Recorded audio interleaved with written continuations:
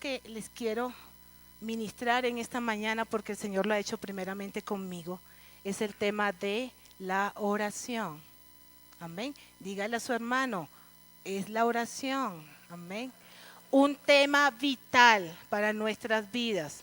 Un tema vital. Y les decía, la iglesia conoce que tiene que orar, ¿verdad? ¿Cuántos conocemos que tenemos que orar? ¿Cuántos lo sabemos también? Amén. Pero entonces también es cierto que tiene enemigos, ¿verdad? Y muy claros y muy marcados.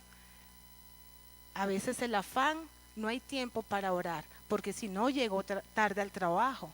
No hay tiempo para orar porque estoy tan preocupado y las lágrimas no me permiten orar. Y así muchas cosas. Entonces, este tema es de vital importancia.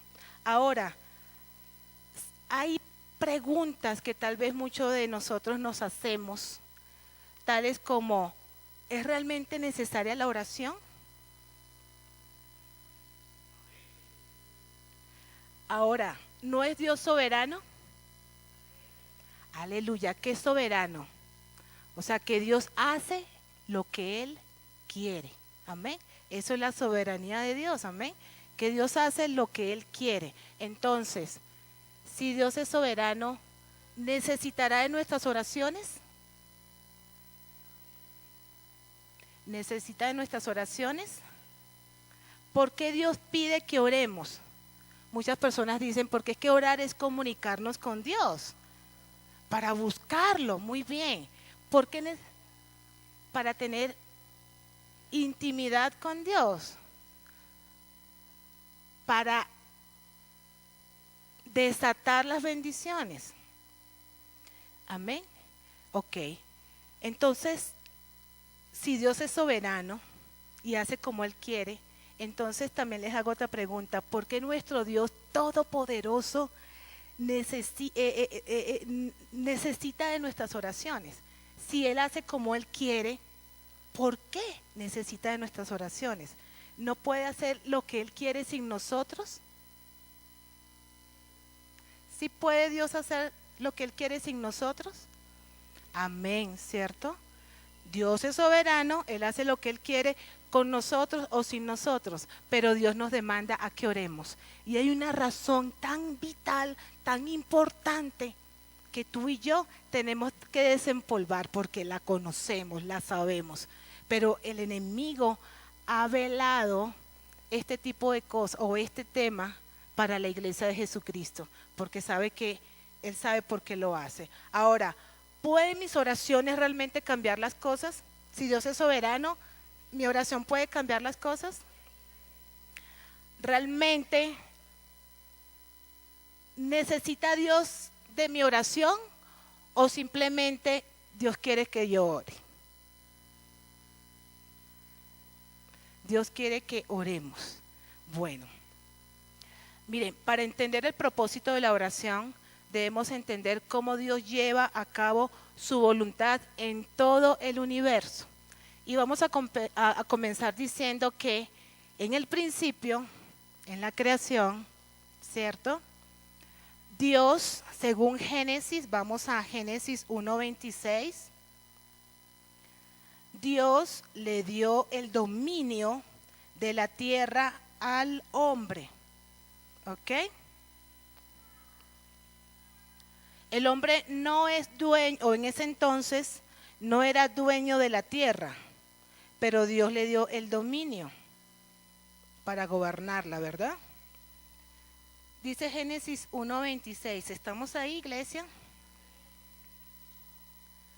Dice, entonces dijo Dios, hagamos al hombre a nuestra imagen, conforme a nuestra semejanza, y señoree en los peces del mar, en las aves de los cielos, en las bestias, en toda la tierra. Amén. Y luego dice en el versículo ya final, dice en el versículo 28, pero al final dice, y los bendijo Dios y le dijo, fructificad, multiplicaos, llenad la tierra y subyugarla, y señorear en los peces del mar, en las aves de los cielos, en toda la bestia que se mueve sobre la tierra. Entonces, Dios cuando hizo al hombre, le dio la autoridad sobre la tierra, ¿ok? Le dio el dominio sobre toda la tierra. El hombre quiso hacer su propia voluntad. Entonces, le entregó ese dominio de la tierra, ¿se lo entregó a quién? Dios se lo entregó al hombre. El hombre ahora es el que domina la tierra, ¿sí? Entonces ahora este hombre no se sujeta a la voluntad perfecta de Dios y entrega ese dominio a Satanás, ¿ok? Legalmente se lo entrega. Entonces, el hombre escogió libremente pecar y entregar esa autoridad y esa responsabilidad en el diablo. En Lucas 4, 5 y 7, vamos allá por favor.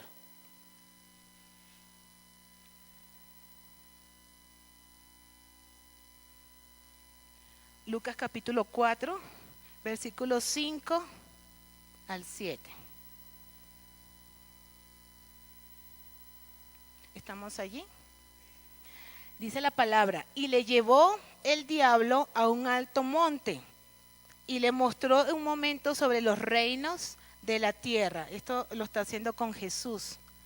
Y le dijo el diablo, a ti te daré toda esta potestad y la gloria de ellos, porque a mí me ha sido entregada. Entonces, bíblicamente hablando, hay un respaldo que nos dice que el hombre, le entregó al diablo el dominio que Dios le había entregado al hombre, ¿ok?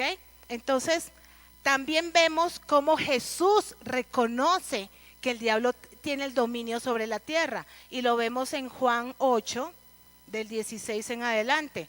Jesús le llama que es el príncipe o el Dios de este mundo. Jesús mismo está reconociendo que el diablo tiene el poder sobre la tierra, porque legalmente el hombre se lo entregó, ¿ok? Entonces, estamos viendo que inicialmente quien tenía la autoridad y el poder sobre la tierra era el hombre. Luego, ahora lo tiene Satanás. Pero Dios, nuestro Dios y maravilloso Dios, siempre haciendo en su soberanía lo que Él sabe que necesitamos, hace una promesa en Génesis 3:15. ¿La recuerdan? ¿Qué dice? Así someramente. Génesis 3:15. Y pondré enemistad entre ti y la mujer, entre la simiente tuya y la simiente de la mujer, ¿sí? Esta te herirá en la cabeza y tú le herirás en el calcañar, ¿ok? Eso es una promesa que un día nuestro Señor Jesucristo iba a retomar el poder que el hombre le entregó al diablo. Amén. Entonces, vamos a lo que dice, vamos a Colosenses, perdón. Vamos a Mateo 28, 18. Mateo 28, 18.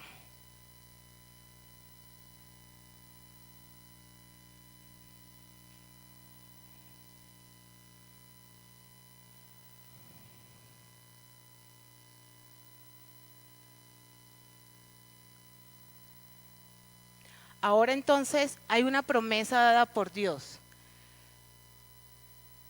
Y dice Mateo 28, 18, de cierto os digo que todo lo que atáis en la tierra, ¿estamos allí?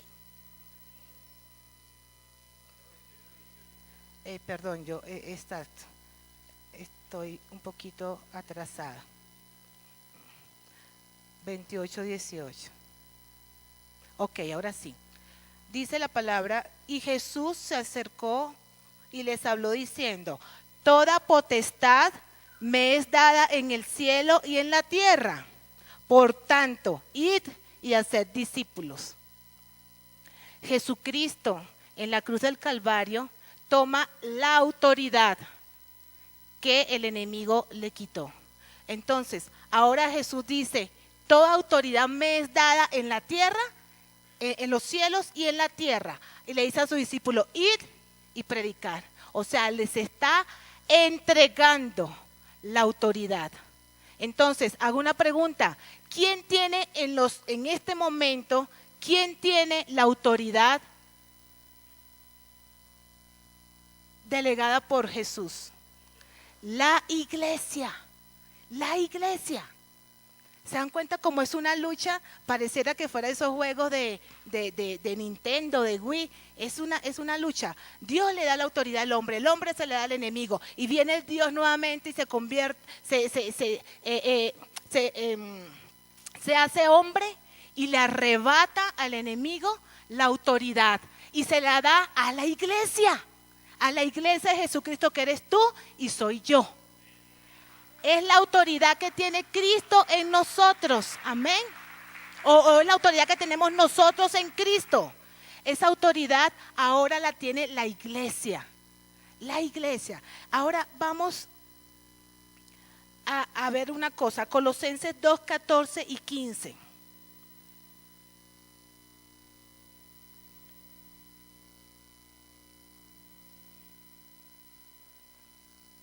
¿Estamos allí? Dice la palabra de Dios, anulando el acta de los decretos que había en contra de nosotros. ¿Por qué? Porque quien reinaba era Satanás. Todo lo que nosotros hiciéramos estaba en contra. Dice que nos era contraria, quitándonos del medio y clavándola en la cruz. Y despojando a los principados y a las potestades, lo exhibió públicamente, triunfando sobre ellos en la cruz. Aleluya. Cristo Jesús pagó en la cruz del Calvario nuestra autoridad. O sea, le arrebató al diablo en la cruz del Calvario la autoridad y se la dio a la iglesia. Miren, en la antigüedad, en la ley, esto tal vez tiene un poquito de trasfondo y se los quiero explicar. Anulando el acta y los decretos que habían en contra de nosotros. La ley decía que cuando un pecador o alguien pecaba, sus pecados eran colgados en la puerta principal de la ciudad.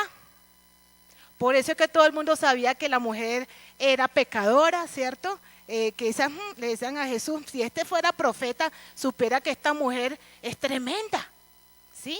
¿Por qué? Porque había un decreto puesto en las puertas de la ciudad que todo el mundo podía leer. O sea que la vida de los pecadores era una vida pública. Todo el mundo sabía lo que había hecho esa persona. Qué tremendo, ¿verdad? Entonces los fariseos podían cuestionar a cualquier persona que se les atravesara porque conocían el pecado que ellos tenían. Entonces eso era parte de la ley. Parte de la ley. Entonces, por ello, agarraban y decían, bueno, como este tiene todos estos pecados, hay que apedrearlos. Como este tiene, ¿quién pecó, él o su papá? Y habían cuestionamientos en torno a esto. Y eso es lo que el diablo trata de hacer en la iglesia de Jesucristo. Ponerle, pero es que tú tal cosa. Utiliza la familia, pero es que tú eres cristiano. Con signo de interrogación, ¿sí? Entonces, hay siempre un cuestionamiento, pero miren qué hermoso lo que pasa en Colosenses 2:14. Se anuló esa acta que estaba en contra de nosotros. ¿Quién la dobló? ¿Quién la anuló? Cristo Jesús. Entonces, ¿qué hizo él? Agarró,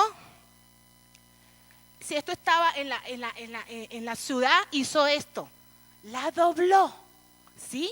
Dice que dobló el acta que nos condenaba, que nos juzgaba, ¿sí? Que nos era contraria, no éramos dignos. Esa mujer que era la pecadora, que todo el mundo quería apedrearla, no era digna, todo estaba en contra de ella. Y lo más seguro que le esperaba era la muerte, hasta que Jesús hizo su entrada, ¿sí? Pero Jesús dice que quitó de en medio esa acta que nos acusaba, que nos era contraria. Y la clavó ¿dónde? En la cruz del Calvario. Aleluya. La clavó allá. Y hizo algo más. Despojó a los principados y a las potestades. Los exhibió públicamente, triunfando sobre ellos en la cruz del Calvario. Aleluya. Le arrebató la autoridad que el hombre le había dado al diablo. Jesucristo dijo, venga para acá, no te pertenece. Y se la ganó legalmente. Amén. Con su sacrificio perfecto, con su sangre, la última sangre derramada por ti y por mí, para que la iglesia hoy tenga autoridad delegada por Cristo Jesús. Y vamos a ver qué pasa con esa autoridad, iglesia. ¿Quieres saber? Dice la palabra, despiértate tú que duermes y te alumbrará Cristo. Iglesia, necesitamos prepararnos para el 2015, ¿cierto? No esperemos enero para prepararnos, desde ya tenemos que hacerlo, porque esto es vital para nosotros y necesitamos entender cuál es esa autoridad dada por Dios para nosotros y cómo se ejerce y eso cómo es. Necesitamos entender eso. Vamos por favor a Filipenses 2, 9 y 10. Para entender cómo fue que el Señor, nuestro Dios, le dio esa autoridad a Jesús. Filipenses capítulo 2, versículos 9 y 10.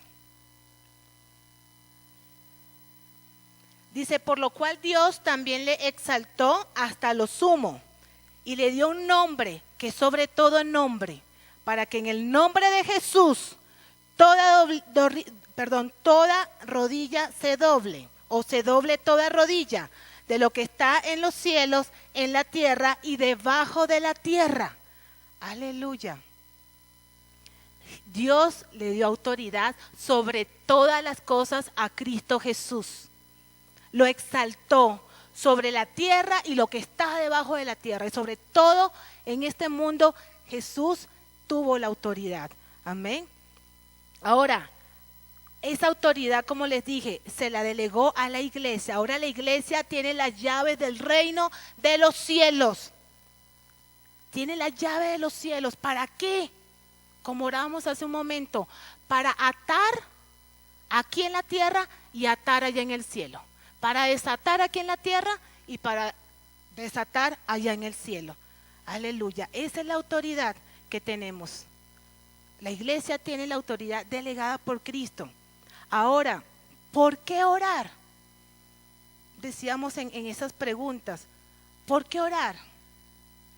La iglesia por medio de la oración hace dos cosas. Cumple el propósito de hacer la voluntad de Dios aquí en la tierra. Cuando tú oras, tú haces que la voluntad de Dios se cumpla aquí en la tierra. Y no porque Él no lo puede hacer, es claro que Él es soberano, ¿verdad? Pero cuando tú oras, tú le estás dando acceso a que Dios se manifieste. Y Dios es un caballero, Dios no irrumpe, no lo hizo con Adán y Eva, mucho menos lo va a hacer con nosotros. Él no interrumpe en tu vida y dice, aquí estoy yo y tú vas a hacer y tú te sientas y tú te paras y tú caminas. Dios simplemente dice, yo necesito que tú me ores, me hables. Y yo activo mi poder en ti, yo activo mi autoridad en ti. Pero yo necesito que tú ores, ¿sí? Muy bien por los que piensan que es comunión con Dios. Muy bien por lo que piensan que es hablar con Dios, bueno, comunión, ¿sí? Pero el propósito por el cual la iglesia debe orar es porque Dios, para hacer la voluntad de Dios aquí en la tierra. Amén. Vamos a Jonás. Ayer aprendí algo de Jonás. Jonás 2. Les voy a dar tiempito porque a veces no se consigue tan fácilmente, ¿cierto?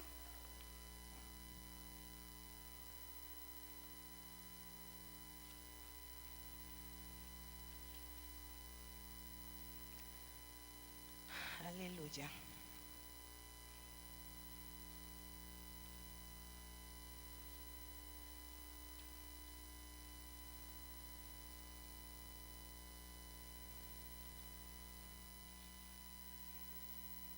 ¿Estamos allí ya?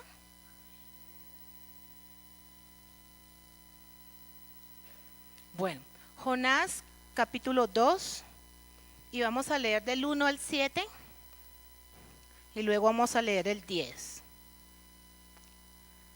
Dice, entonces oró Jonás a Jehová su Dios desde el vientre del pez y dijo, invoqué en mi angustia a Jehová y él me oyó.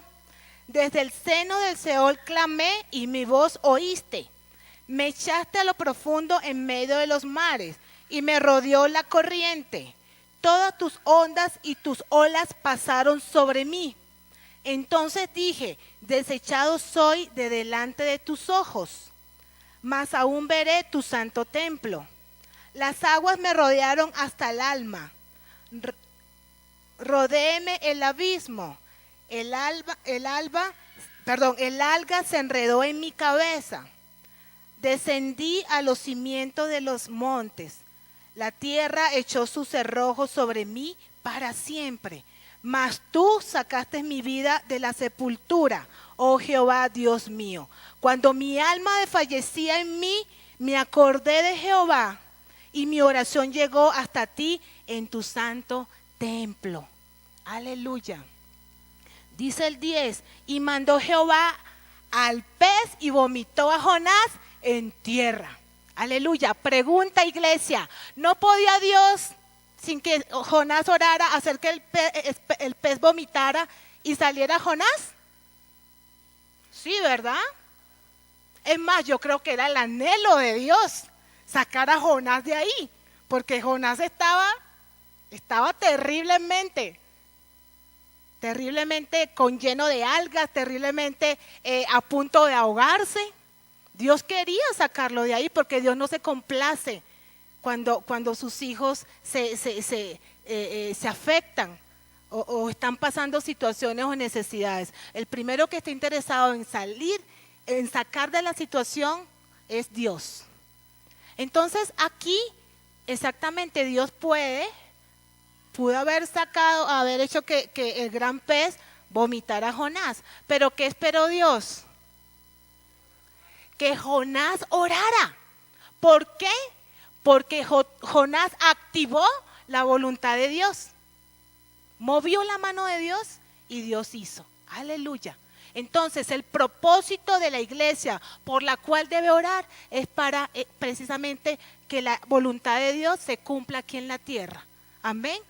Porque créame, Dios no irrumpe en la vida de ninguno. Dios te está buscando y te está trayendo con lazos de amor. Pero eres tú quien tienes que decirle, Señor, te necesito. Y el Señor viene porque es la voluntad perfecta de Él. Amén. Entonces, Dios espera que oremos antes de que Él haga lo que Él sabe hacer. Aleluya. No porque no tenga el poder para hacerlo, sino porque Él ha escogido así hacer su voluntad aquí en la tierra. Amén. Entonces, John Wesley dijo una frase bien especial. Dijo, todo lo que Dios hace en la tierra, lo hace en respuesta a una oración de fe. Vamos a decirlo, iglesia. Todo lo que Dios hace en la tierra lo hace en respuesta a una oración de fe. Aleluya. Dios es activado cuando tú y yo oramos. Ese es el propósito por el cual la iglesia, en primer lugar, debe orar. Ahora vamos a ver lo segundo por lo cual la iglesia debe orar. Aleluya. ¿Cuántos están aquí? Aleluya. Ok. Lo segundo por lo cual Dios necesita o demanda que nosotros oremos es porque es una ley que garantiza la soberanía de Dios y la total libertad del hombre. ¿Ok? Entonces, la iglesia ora, Señor, hágase tu voluntad, venga tu reino. Entonces, esa oración permite que la soberanía de Dios venga sobre cada uno de nosotros, sobre la iglesia, sobre todo aquel que le invoca. Entonces, permítame un momento porque, ok, aquí ya estamos. Lo segundo por la cual la iglesia debe orar es porque está recuperando todo lo que estaba bajo el control del diablo. Vamos, por favor.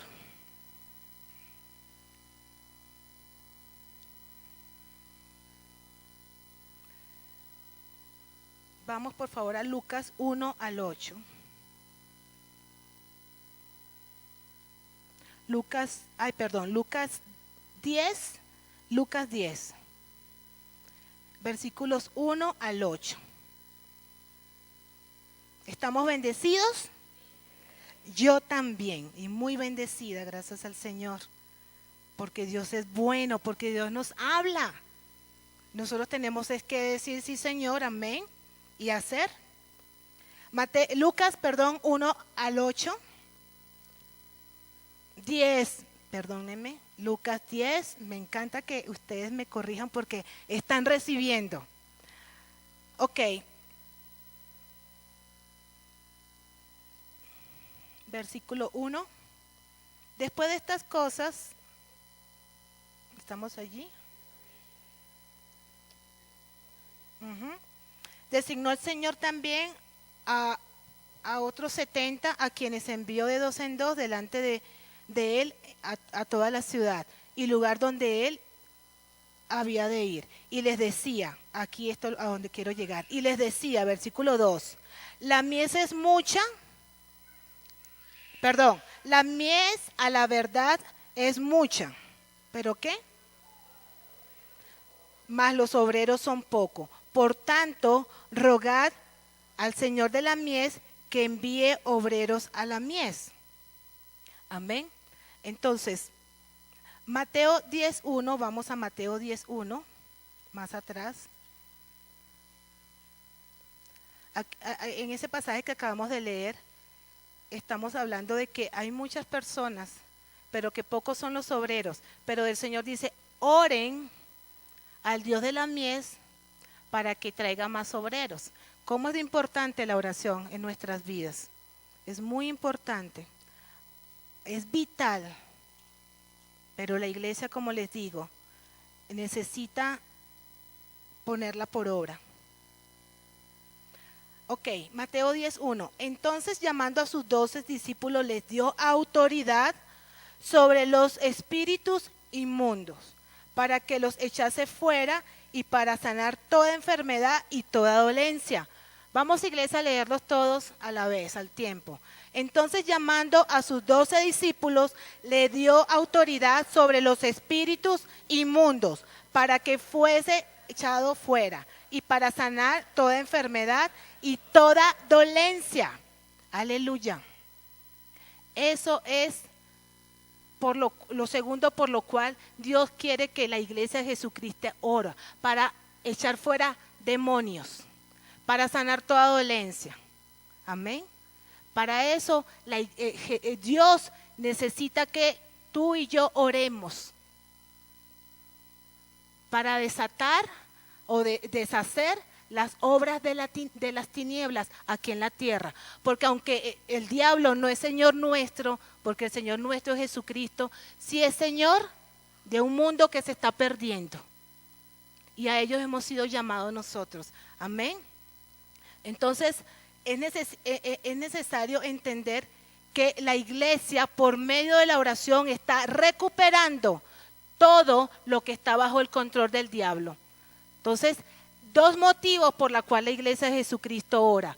Uno, para establecer la soberanía de Dios en la tierra. ¿Ok? A través de nosotros, Él activa su soberanía aquí en la tierra. Y dos, para deshacer las obras del enemigo. ¿Ok? Para deshacer las obras del enemigo y recuperar lo que nos ha prometido o lo que nos pertenece, iglesia.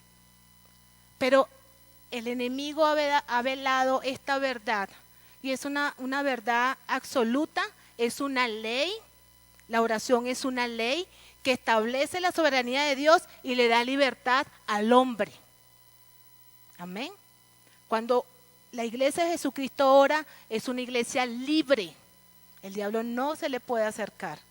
Entonces, tú y yo necesitamos entender que el motivo principal, gloria a Dios, porque claro, nos acercamos al Señor. Podemos ir a cerrar la puerta y postrarnos delante de Él. Podemos saber de sus bendiciones, sus promesas. Pero iglesia, los dos fundamentos, los dos pilares sobre los cuales tú y yo tenemos que pararnos para orar, es entender que a través de nuestra oración Dios se mueve. Y si tú entiendes eso, yo creo que cada rato deberías estar orando, ¿cierto? Porque si a través de ti Dios se mueve, yo creería, o si a través de mí Dios se mueve, yo oraría todo el tiempo. Me la pasaría orando, orando, orando. ¿Sí? Porque a través de mí Dios desata su voluntad perfecta. Y ya les dije, no porque no lo pueda hacer, sino porque Él está esperando que yo le busque. ¿Ok? Y dos, deshacemos las obras del enemigo. ¿Por qué la iglesia de Jesucristo está enferma? ¿Por qué la iglesia de Jesucristo está atada? Precisamente porque no hacemos lo que nos corresponde hacer frente a la oración. Y déjeme decirle que no es especulación cuando yo digo que la iglesia no abunda en esto. No porque uno se imagine que la iglesia no esté orando o tenga donde sospecha que no está orando. No por eso, sino por los frutos se conoce. Amén. Por los frutos se conoce cuando oramos, porque se manifiesta. Porque se manifiesta. Pero entonces la iglesia de Jesucristo, hablo como la iglesia universal de Jesucristo, vive en torno a la enfermedad, a la necesidad, al dolor, a la pérdida. Cuando hemos sido llamados a quebrantar los yugos del diablo. Pero si nosotros, eso es lo que yo quiero, si tan solo le quedara estas pequeñas palabras en este día, sería extraordinario, porque usted se levantaría realmente como un guerrero y diría, sí Señor, o sea, yo ya no estoy para acolitando las cosas del diablo, ahora estoy para pararme y irrumpir en el reino de las tinieblas y él tendrá que huir. Hoy tengo que pararme y entender que con mi oración Dios se mueve. ¿Estamos entendiendo? Entonces, cuando entendemos eso, la verdad que la oración está en todo tiempo. Ahora fíjense Jonás esperó hasta el último momento, cuando ya su cabeza estaba enredada de algas, cuando ya las olas lo cubrían, y dice, me acordé de Jehová. Pero ¿qué pasó? Él me oyó. Aleluya. ¿Cuántas cosas, cuántos caminos podemos haber ganado, haber recorrido en bendición, si no lo dejamos para último tiempo, ¿sí? Sino que nuestra prioridad, lo vital debe ser ir a Dios y orar. Tengo planes, tengo proyectos, primero presénteselos a Dios. Miren, hago una pequeña, ahora pienso en esto. Los niños eran presentados en el templo a Jesús, ¿verdad? Ellos no se bautizaban, sino que eran presentados delante de Jesús. ¿Sí? Todas las cosas que se presentan delante de Dios tienen bendición. Entonces, la manera en que yo me presento delante de Dios es orando, ¿sí? Es orando, es diciéndole, Señor, yo tengo tu autoridad. La autoridad delegada por Jesús, y tú me demandas, uno, a que yo ore para que tu voluntad sea establecida aquí en la tierra, y dos, para este poco de demonios que tengo aquí como de cola, se tienen que ir en el nombre de Jesús. Amén. Entonces, eso es lo que la iglesia de Jesucristo tiene que entender, que hemos sido llamados a orar. Además de tener comunión con Dios, es para ponernos en la brecha y orar para que el diablo no haga lo que está haciendo, para que más vidas se vayan al infierno como se están yendo. Amén. Es importante que la iglesia entienda esto. Orar es importantísimo. Al orar establecemos las condiciones necesarias bajo las cuales Dios se mueve legalmente. Es legalmente. Porque Él no está irrumpiendo, Él está atendiendo a una oración que está haciendo la iglesia de Cristo Jesús. Aleluya. Aleluya. Vamos por favor a Juan 14, 14. A veces no sabemos cómo orar. Entonces decimos a otras personas, Juan 14, puede ser 13 y 14. Pero quiero decirles que a veces, como no sabemos, creemos que no sabemos, porque es creer, porque no es así. Creemos que no sabemos orar y le decimos a otra persona, venga y ore. Y eso no está mal, de verdad que no. Pero el asunto es que orar con Dios es establecer una comunicación, allí sí. Yo establezco una comunicación con Dios. Y si yo no tengo palabras, yo no sé cómo hacerlo, yo simplemente puedo decir, Dios, aquí estoy. Y sé que eres bueno, sé que eres mi Dios, sé que ahora yo soy tu hija. Y Señor, sé que tú tienes pensamientos bien acerca de mí. Sé que tu voluntad es buena, es agradable y es perfecta, Señor. Yo sé, Padre, el deseo que tienes hacia mí. Yo sé, Señor, en quién he creído. Yo sé, Señor, que tú eres un Dios todopoderoso, eres un Dios soberano, eres un Dios amoroso, eres un Dios misericordioso. Tus misericordias me alcanzan todos los días, Señor, y son nuevas. Gracias, Señor, porque yo me deleito en ti. Gracias porque mi alma te alaba, Señor. Mi alma no olvida ninguno de tus beneficios, Padre. Eres bueno, Rey. Padre, te bendigo, Señor. Gracias porque me das la oportunidad de cerrada mi puerta. Estoy aquí delante de ti. Solamente estás tú y yo, Señor. Gracias, Padre. Aleluya. ¿Es difícil orar? No lo es. No lo es. Pero ¿por qué no lo hacemos? Porque el afán no nos lo permite, porque la preocupación no nos permite, por la angustia, por la ansiedad, no permiten estas cosas. Pero eso es lo que tenemos que hacer. ¿Cómo orar?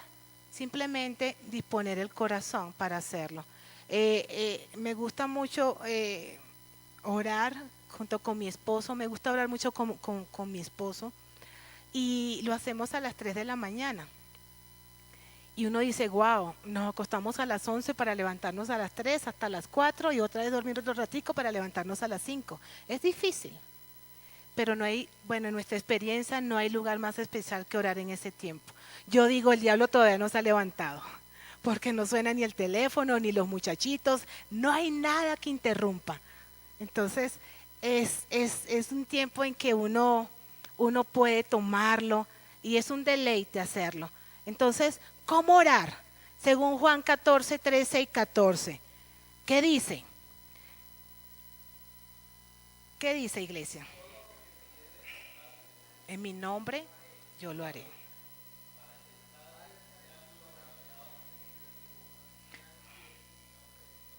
Aleluya.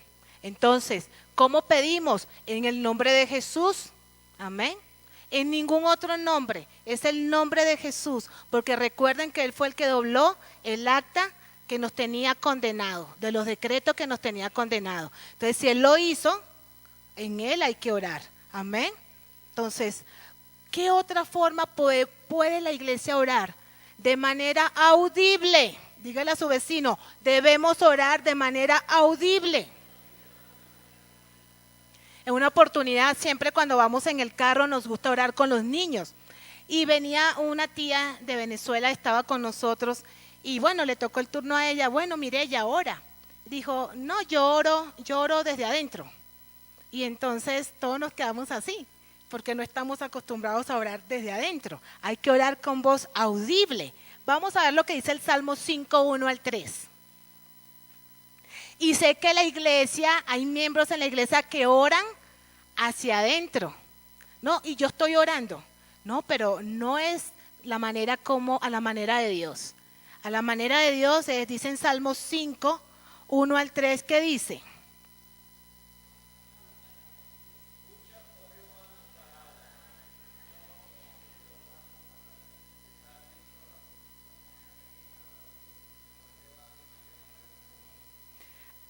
Aleluya, aleluya. De mañana oirás mi voz. Aleluya. No oirás mis pensamientos, oirás mi voz. Así que tenga cuidado, no ore en sus pensamientos, no ore en su corazón, ore audiblemente. Amén.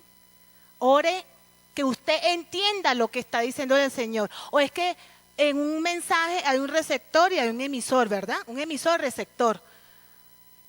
Los dos están hablando.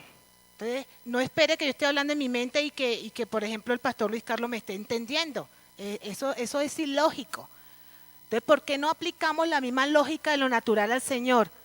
Él conoce nuestro corazón, bien es cierto, pero es necesario que tú y yo oremos audiblemente. Dice, de mañana oirás mi voz. Amén. Por eso es que cuando nosotros como siervos, como pastores le decimos, iglesia, vamos a orar. Y usted ora, pero entonces ora de la manera que les estoy diciendo, hacia adentro. Y entonces el pastor dice, hermano, yo necesito que oren, acompáñenme.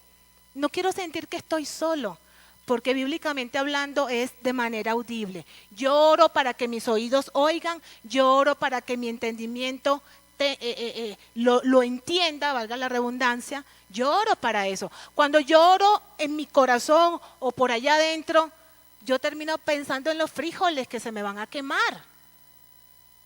Sí, o yo no sé, bueno, a mí me pasa. Entonces, es necesario que tú y yo oremos audiblemente, ¿ok? Que escuchemos. De hecho, dice que el Señor oye nuestra voz. Amén. Otra cosa que me encanta muchísimo, cómo debe orar la iglesia, con clamor y pasión. Con clamor y pasión. Hermanos, vamos a orar. Señor, tú eres bueno. Te bendigo, Padre. Gracias. Está bien. Y yo no estoy cuestionando, pero yo digo que en qué momento nos podamos quedar dormidos cuando oramos así. Amén. ¿En qué momento? Sí, Padre, sí, Señor. Y por allá a la media hora me levanté. Yo estaba orando. A mí me pasa. Yo tengo que orar con fuerza, con ánimo, con denuedo. ¿Sí? Porque le estoy diciendo a mi alma, bendice al Señor. ¿Sí? Con todo. Y tal vez hay personas que tienen un temperamento más apacible y es bendición. Pero le estoy enseñando en esta hora que mejor es hacerlo con clamor y compasión, amén. Con pasión, que tú vibres cuando estás orando. Porque si es de vital importancia en nuestras vidas, si es prioridad en nuestras vidas, yo tengo que buscar la manera en que mi cuerpo, mi alma, o bueno, mi cuerpo no se duerma. ¿Sí? Y tampoco se duerman los demás, obviamente. Entonces, necesitamos orar con clamor y pasión, iglesia. ¿Sí? Dice, no vayan allá, pero les voy a leer una porción de las Escrituras en Hebreos 5:7. Dice que Cristo en los días de su carne, ofreciendo ruegos y súplicas con clamor y lágrimas al que le podía librar de la muerte, fue oído a causa de su temor reverente. Ahora, este es un clamor pues en una necesidad extrema y aún así lo hizo. O sea, él no se acongojó frente al dolor y bueno, Dios mío, tú sabes que estoy tribulado. No, él todo su ser clamaba fervientemente a Dios, imploraba a Dios. Así tenemos que hacer tú y yo, orar fervientemente, ¿sí? Leía, la vez pasada les hablaba de Daniel 10, donde decía que Dios le dice, ya cálmate, ya tu oración fue oída, tranquilo, ya subió delante del Señor. ¿Cómo pudo haber sido esa oración de Daniel? Les pregunto. Poderosa, ¿cierto? subió delante de Dios, dijo, tranquilo, el Señor tuvo que mandar a su ángel, tranquilo Daniel, no te afanes más, ya el Señor te escuchó tu oración, pero estamos peleando con el príncipe de Persia, pero ya tranquilo, no te afanes, aleluya, ¿sí? Tú y yo somos los valientes que arrebatan el reino de los cielos y necesitamos orar como Dios manda. Y no lo tome como un dicho más, como Dios manda. No, literalmente le estoy diciendo, tiene que orar como Dios manda. ¿Y cómo manda Dios? Con clamor, con denuedo, con súplicas. Amén.